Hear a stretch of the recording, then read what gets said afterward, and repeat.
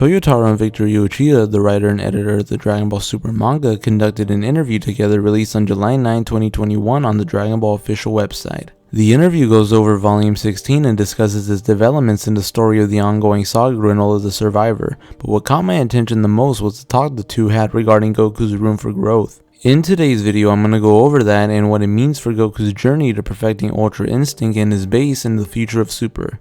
Let's get into it. Toyotaro Uchida specifically mentioned these people, Broly, Beerus, Whis, and the Grand Priest as obstacles Goku needs to surpass in order to continue to grow as a fighter. Broly astounded everyone when he appeared for the first time in the story of Dragon Ball Super Broly. Apart from being a mutant with a battle power of 10,000, Broly's latent potential proved to be quite dangerous. He quickly rose up in the hierarchy of power in Universe 7 because, like all Saiyans, he was able to adapt and grow stronger the more he fights. At the end of the film, Goku tells Broly that he might be stronger than Beerus. This is interesting because prior to the film's release, Herms over on Twitter translated a question made by the Psycho Jump editorial office asking if Broly's destructive power was greater than that of a god of destruction. Also in the film, King Vegeta states that Broly's power left unchecked could become a big problem for their universe. Broly's Saiyan growth could elevate him to keeping up with the likes of Goku and Vegeta in the current Granola saga, as well as making him a future problem. However, one must remember to keep in mind that the anime and movies have slightly different continuities than the manga. In the manga, Broly's debut is recapped by Toyotaro. It also has a different power scaling, so there isn't much evidence in the manga that Broly has surpassed Beerus. We do see in the trailer for Dragon Ball Super Superhero that Broly is on Beerus' planet training alongside Goku and Vegeta. Perhaps Goku is helping him figure out how to control his power while all three of them continue to grow in power. With evidence of him training present, we know that Broly and Goku have both continued to grow since their showdown. Since we do not yet have details of how Broly has grown, he could still be ahead of Goku in terms of raw power. Goku has yet to beat this Broly solo since his victory required fusion, and since they're both continued to improve, Goku is going to have to learn new techniques in order to be able to take down Broly should the need ever arise. In Battle of Gods, Beerus arrives on Earth and mollywopped everyone and their mothers, including Goku in Super Saiyan 3. This introduced Goku to whole new realms of power he didn't know existed. When they would face off again, Goku stepped into this new realm of power, but it still wasn't enough. Beerus spares Goku, leaving their match undecided because he wants Goku to get stronger for a rematch. He therefore inspires Goku by providing him with a nugget of information that there are 12 universes and that the other universes have even stronger fighters. Following this, Goku would grow stronger and stronger by coming face to face with some of these other fighters, such as Hit, Merge Zamasu, and Jiren, who was so powerful he exceeded his universe's god of destruction named Belmod. When Goku learned how to wield Ultra Instinct, he brought forth such incredible power that Beerus showed signs of respect for and called his fighting style godlike. However, this Ultra Instinct wouldn't be enough against Moro 7-3, and Beerus stepped in to lend a hand in defeating the Planet Eater. This means that Beerus' power, even after Goku's growth in UI, is still in fact greater. This makes sense because remember back in 2016 in an interview with Toyotaro for the first volume of the Dragon Ball Super Manga, series creator Akira Toriyama said that at the moment he had no plans of Goku or Vegeta surpassing Beerus and Whis. This is honored by Toyotaro as the road from Super Saiyan God to Ultra Instinct in the manga shows Goku getting closer to reaching Beerus' level. However, don't forget that Beerus also has an incomplete version of Ultra Instinct that he has not mastered as well.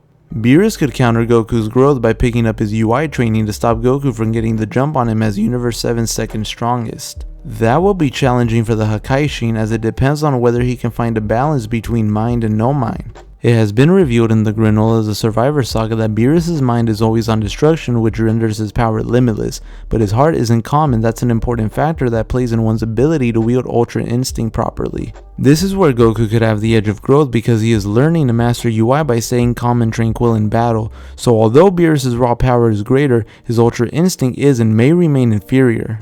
Whis the Angel is the strongest fighter in all of Universe 7. While angels are prohibited from engaging in the affairs of mortals, Whis serves as a master to Beerus, Goku, and Vegeta as he's a highly skilled martial artist. Whis has done his best over the course of training to teach both Goku and Vegeta the ways of Ultra Instinct by getting them used to having each and every part of their body move and act purely on instinct. His exact battle power is a big question mark as he never uses more than he deems necessary for training. This does not mean he is not littered with incredible abilities, such as in Resurrection of Ev, he was able to rewind time by 3 minutes, and he was also able to revive the dead, which he demonstrated with Frieza at Beerus' request. The chasm between Whis and Beerus in terms of power is large, but Goku has a knack for surpassing his masters very quickly. Whis is the only one so far that Goku has not yet surpassed. Even now, with being able to tap into and wield Ultra Instinct properly, he's still behind. Beerus reveals to Vegeta that angels are always in the Ultra Instinct state. Whis tells Goku that wielding Ultra Instinct is not in and of itself the ultimate goal, but is in fact a starting point. Whis' command over Ultra Instinct is greater than that of Beerus', and the Grand Priest's Ultra Instinct is even better than Whis', so Goku becomes excited at the thought of having that much room to train and grow. Whis goes on to explain that the difference between the two of them is that for Whis, Ultra Instinct is a state while Goku equates it to a transformation. He must work towards being able to utilize it in his base form to rid himself of any stamina issues. In order to do so, his heart must always be calm. Whis also recommends that Goku should leave the Ultra Instinct transformation as a last resort for when battle calls for him to surpass his limits. Whis, much like Beerus, will be surpassed by Goku, but the question is when. But it is evident that Goku is working towards becoming the strongest in their universe little by little. The Grand Priest, without a doubt, is possibly the strongest being in the entire multiverse. He towers over the gods and the angels as the bodyguard of the Omni King Zeno, who is literally God. Whis confirms this by calling him the mightiest in the multiverse and that even he could not hold a candle to the Grand Priest's awesome might. This makes things pretty crazy when you really start to think about what kind of strength the Grand Priest may have. Goku of course is very excited by this news and wants to challenge him, but he is ordered by Whis to not engage him in a bout.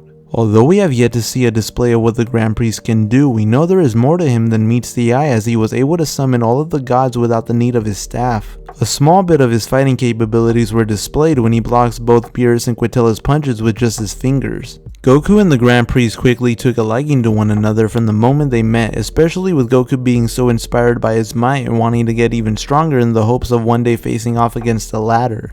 It's theorized time and time again by many fans that Goku will be taken under the Grand Priest's wing as a student. Super Dragon Ball Heroes has already played with that idea by having Goku don the Grand Priest's attire when he was teleported to Zeno's place via the Zeno button. And no, nowhere in the continuity of Heroes, whether it's arcade, manga, or anime, did the Grand Priest train Goku or give him any advice on Ultra Instinct. He just healed him and sent him to Universe 11. But sometimes Heroes has a funny way of foreshadowing things to come in Super by doing similar story beats. It's not out of the realm of possibility that Goku could in fact train under the Grand Priest. It's just a matter of time when Toriyama and Toyotaro are ready to take Super down that path. But when they do, Goku will be training with the one above all fighters in the multiverse, and the strength of Goku will by then be immeasurable. Now that we finished going over the characters the interview called out, I would like to make some of my own honorable mentions, specifically fighters in Universe 7 that can continue to help Goku grow beyond himself, which is always Goku's main goal. Oob, the reincarnated version of Evil Boo, he was born with God Ki thanks to the Evil Boo inheriting Kaio's godly power when the two split.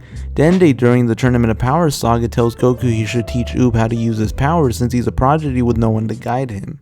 While it's not Goku's style to play the role of a mentor, it does seem to befall on him. We see him wanting to test out Oob's power at the 28th Tenkaichi Budokai, but what sort of power is born from that training has yet to be seen.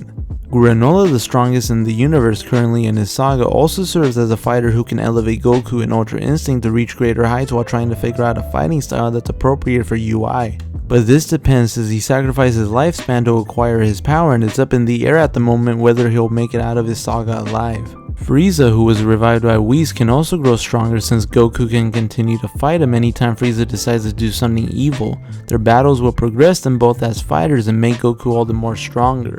And lastly, Vegeta, who is second to Goku in Universe 7 and his sparring partner, is the most important asset of Goku's rise to power. Vegeta always manages to catch up to Goku, pushing Goku to move ahead every time. In the current Granola saga, Vegeta acquired Ultra Ego, a state born out of his training with Beerus. This power serves as an opposite of Goku's Ultra Instinct. The stronger each of them grow, the more chances each of them have to continue to one-up each other and themselves always. Toyotaro seems to have given us a glimpse of what's to come in Super in terms of Goku's growth and power. Everyone thought Goku was perfect by the end of the Galactic Patrol Prisoner saga when he mastered tapping into UI, but even the ones who are perfect still have a long way to go. Knowing Goku, being perfect isn't something he wants anyway, as it would mean to stay in place without continuing to grow. Goku's journey with Ultra Instinct has just begun. What awaits for him the more he dives into UI will be interesting to see, as he will be climbing the hierarchy of power in the multiverse in due time.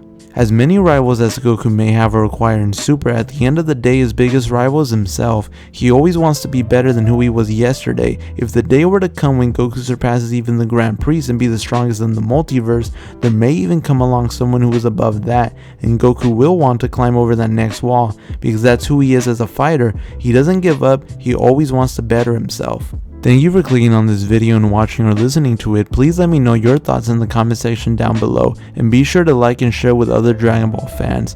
Thanks once again, and I'll see you guys in the next video.